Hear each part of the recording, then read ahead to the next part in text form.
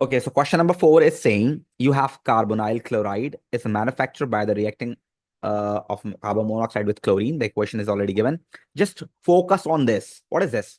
Enthalpy change. Enthalpy change negative है तो reaction exothermic है, पहली चीज।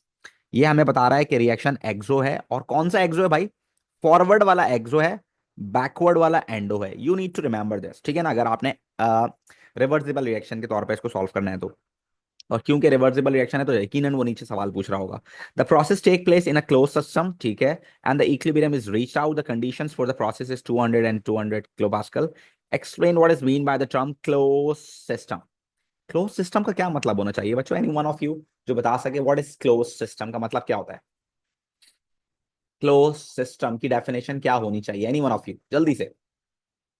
जी अरमीन, अरमीन बताना चाह रही है। जी अरमीन। अस्सलाम वालेकुम सर। वालेकुम सलाम। Sir, closed system means that gases are placed in a closed container so they cannot escape. ठीक है, ऑल राइट। जी अहमद, क्या कह रहे हो आप? Sir, a closed system is a system in which no gas can escape and no gas can enter. Very good, ये हुई ना बात। देखो, क्लोज सिस्टम का मतलब सिर्फ ये नहीं है कि कोई चीज बाहर ना जा सके, बल्कि इसका मतलब ये भी कोई चीज अंदर भी ना आ सके, ठीक है ना भाई? सो नो गैस, या आप इसको गैस ना लिखें, इसमें ये लिख लें नथिंग, नथिंग कैन एंटर और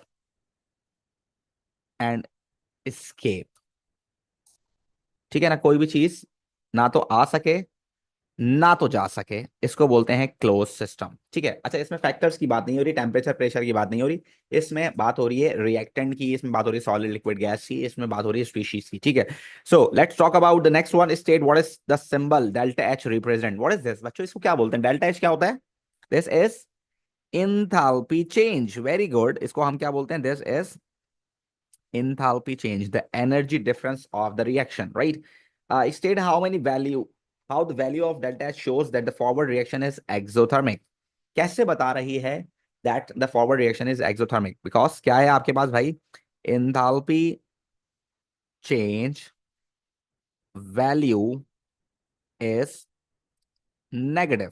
कैसी है बच्चों? इंथैल्पी चेंज वैल्यू आपके पास नेगेटिव है। अच्छा, बहुत सारे बच्चे इसमें नेगेटिव ऐसे लिख देते हैं, ऐसा भी चल जाएगा, लेकिन अगर आप ब्रैकेट नहीं बनाएंगे तो नहीं चलेगा, ठीक है। और बहुत सारे बच्चे नेगेटिव ऐसे लिख देते हैं, दिस इज नॉट एक्सेप्टेबल, ठीक है ना। आप पूरी बात लिख लें तो ज्यादा बेहतर है, आपकी कोई जिंदगी के बहुत सारे अहम पल इस्तेमाल नहीं हो जाएंगे इसमें, वही 1 घंटा 15 मिनट इस्तेमाल होंगे जो कि आपको दिए गए हैं, ठीक है। अगर ये पॉजिटिव होता तो डेफिनेटली ये एंडोथर्मिक होता। Deduce the value of delta H for the reverse reaction, include the sign in your answer। भाई रिवर्स रिएक्शन की वैल्यू क्या होगी? रिवर्स रिएक्शन की वैल्यू क्या होगी? This is definitely plus 105 kilo joules per mole. जब forward वाला आपके पास एक्सो है तो बैकवर्ड वाला एंडो है, तो आपके पास अगर एक नेगेटिव है तो दूसरी वाली पॉजिटिव होगी। उसने बोला है साइन इस्तेमाल करें तो प्लस लगाना जरूरी है। Good question. Now let's move on towards this one. Complete table 4.1 to show the effect, if any, on the concentration of COCl2 at equilibrium when the following changes of the conditions are applied. Use only the word increase, decrease or no change. ठीक है भाई, गुडो। Okay, अब देखो इसको सामने रखेंगे भाई, equation को। The first change is the temperature is increase. अगर आप टेम्परेचर इंक्रीज करते हो, वी नो दिस कि temperature increase is always favour endothermic. किसको फेवर करता है भाई? एंडोथर्मिक को। तो इसका मतलब अगर आप टेम्परेचर इंक्रीज करेंगे तो रिएक्शन चला जाएगा पीछे की तरफ, और जब वो पीछे चला जाएगा तो प्रोडक्ट हो जाएगी COCl2 कम हो जाएगी। तो क्या लिखेंगे इसमें? इंक्रीज, डिक्रीज और नो चेंज? बताओ बच्चों जल्दी से। डिक्रीज लिखेंगे, ठीक है भाई, गुड जॉब। फिर कह रहा है सम CO इज एडेड। अगर आप CO ऐड करते हैं तो आई टोल्ड यू कि भाई आपने इसको जहन में रखना है एक इस तरह से। अगर आप रिएक्टेंट ऐड करोगे तो रिएक्शन हमेशा जाएगा लाइटर साइड पे। So if you are adding CO, so ये वाली साइड हो गई लाइटर, तो रिएक्शन मूव करेगा किस तरफ? लाइटर साइड पे। एंड लाइटर साइड पे मूव कर रहा है तो COCl2 बन रहा है। इसका मतलब it would increase the COCl2 concentration. Then pressure is increase, और pressure is only applicable for the gases। सो यहाँ 2 मोल्स हैं आप देखें गैसेस के, और यहाँ 1 मोल है गैस का। So increase pressure favours the less number of gaseous moles, so it will move towards 1। और 1 की वजह से ये राइट पे जा रहा है, राइट की वजह से प्रोडक्ट साइड पे जा रहा है, तो प्रोडक्ट साइड पे जाने की वजह से आपके पास क्या होगा भाई? प्रोडक्ट बढ़ेगी, सो इंक्रीजेस, ठीक है भाई। राइट बच्चों?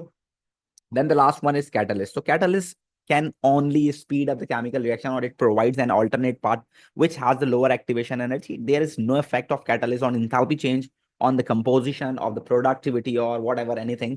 कोई इफेक्ट नहीं है कैटलिस्ट का, सिर्फ एक्टिवेशन एनर्जी कम करेगा, रिएक्शन को फास्टर करेगा।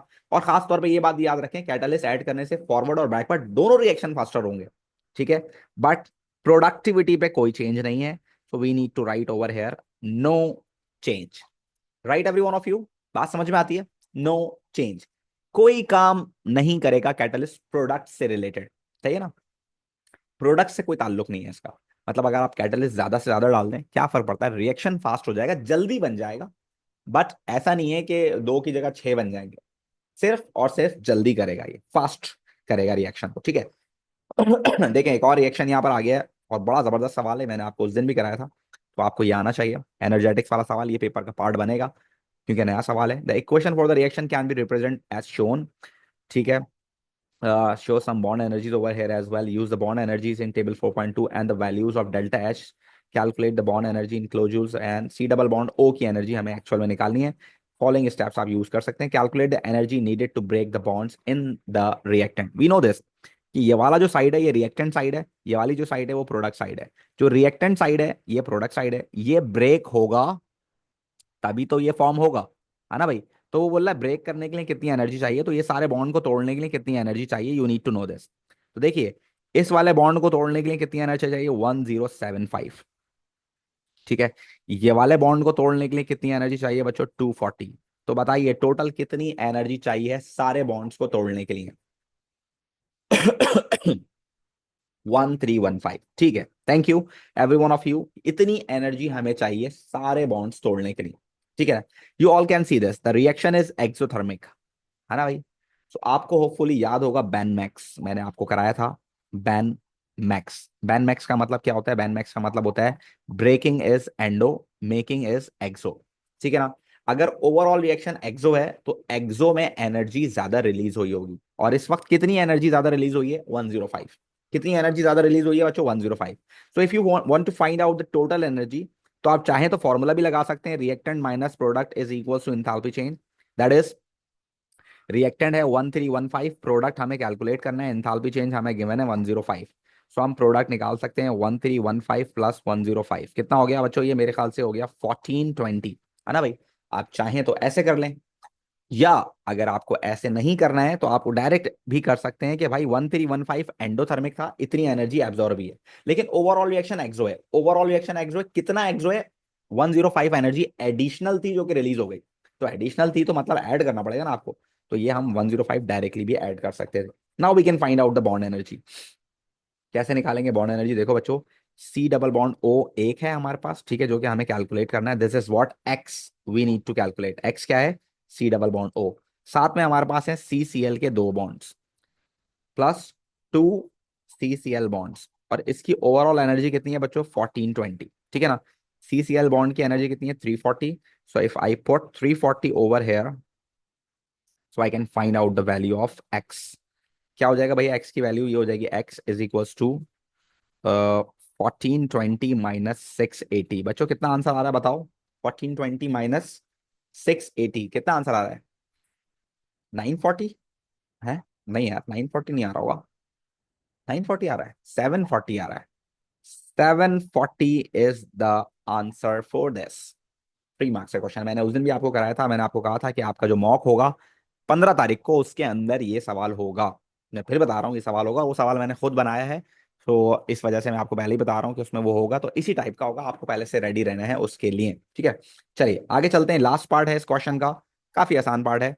कह रहा है complete the dot and cross diagram of a molecule of carbonyl chloride, show outer shell electrons only. देखो, उसने ऑलरेडी हमें बताया हुआ है कार्बोनाइल क्लोराइड ये है, तो जब उसने ऑलरेडी हमें बना के दिया हुआ है तो फिर तो हमारे लिए स्ट्रक्चर बनाना काफी आसान हो गया यार, ठीक है ना। देखो, यहाँ पर कार्बन और ऑक्सीजन का डबल बॉन्ड है, तो इसका मतलब 2 इलेक्ट्रॉन कार्बन के और 2 इलेक्ट्रॉन ऑक्सीजन के होंगे। यहाँ कार्बन और क्लोरीन का सिंगल बॉन्ड है, तो इसका मतलब एक कार्बन का, एक क्लोरीन का, एक कार्बन का, एक क्लोरीन का। एक आध नंबर तो आपको यहाँ मिल जाएगा, बाकी आपको आउटर शेल इलेक्ट्रॉन्स बनाने हैं। ऑक्सीजन के आखिरी शेल में कितने बचे बच्चों? 4 इलेक्ट्रॉन्स, ये आपको बनाने हैं। क्लोरीन के आखिरी शेल में 6 इलेक्ट्रॉन्स बचे, वो आपको बनाने हैं। This is the structure. Now this is the 14 marks question जो कि हमने कंप्लीट कर लिया। जी अगर आप में से कोई बच्चा इससे सवाल पूछना चाहता है तो वो पूछ सकता है। जी अहमद तरार। आई जी थिंक गलती से ही खुला है, सॉरी। कोई बात नहीं। जी अब्दुल रहमान। सर वो पिछले पेज पे जा सकते हैं, मतलब पिछले से पिछला, मतलब ये तो इससे पीछे वाला। इससे भी पीछे। जी जी सर, एक पेज पीछे। जी सर, एक पेज पीछे। ये मैंने कर दिया। हाँ ये वाला। तो सर ये कैटलिस्ट से नो चेंज कैसे हो रहा है? बेटा कैटलिस्ट प्रोडक्टिविटी थोड़ी ना बढ़ाता है, प्रोडक्ट थोड़ी ना बढ़ा देगा कैटलिस्ट तो, स्पीड बढ़ाता है ना खाली। सर तो स्पीड बढ़ेगी तो दोनों की कंसंट्रेशन नहीं बढ़ेगी इक्वली, तो इसकी वजह से मतलब दोनों की कंसंट्रेशन बढ़े, both reactants and four products. Suppose four suppose आप रेस लगा रहे हैं, ठीक है ना। आप रेस लगा रहे हैं, 40 लोग रेस लगा रहे हैं। जीतेगा कौन? पहला वाला। हारेगा कौन? दूसरा वाला या तीसरा वाला, जो भी होंगे बाकी के 39 हार जाएंगे। पहुंचेंगे तो सारे एक ही जगह पे ना भाई। अच्छा, ओके जो ओके ओके, तेज तो भागे या स्लो भागे पहुंचेगा तो डेस्टिनेशन तो एक ही होगी ना। मतलब कि अगर रिएक्शन फास्ट हो या रिएक्शन स्लो हो, अगर आप चाय बना रहे हैं और हल्के चूल्हे पे बना रहे हैं और तेज चूल्हे पे बना रहे हैं, चाय तो 2 कप बना रहे हैं, 2 कप ही बनेगी ना भाई, है ना। अच्छा ओके, जी जी ये जी जी कहानी जी। है। सही है। चलो ठीक आगे है। चलते हैं, नेक्स्ट क्वेश्चन करते हैं।